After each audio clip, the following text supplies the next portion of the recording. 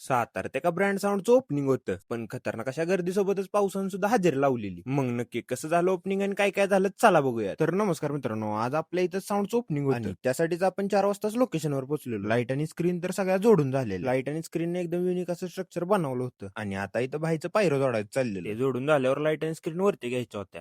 हॉलचे मालक जराच वेळात इथं पावसाला सुरुवात झाली, पण ओपनिंग तर लवकर सुरू करायचं होतं. मग तसंच पावसात भिजत साऊंड उतरवायला घेतला. बेस तर उतरवून झाले होते, पण टॉप एवढ्या वरती चढवायचे त्यामुळे ट्रॅक्टर्स मागे घेतला आणि टॉप पण लगेच लावून घेतले. प्रतीक शेट इथं खतरनाक असं नियोजन करत होते. साऊंडचा सेटअप असला जबरदस्त दिसत होता, काय बोलायलाच नको. पाऊस थांबल्यामुळे सगळं काम पटपट चालू होतं. साऊंडला हार टाकून लगेच साऊंड झाकून घेतला. मग त्यानंतर जरा साऊंडचं टेस्टिंग दिलं.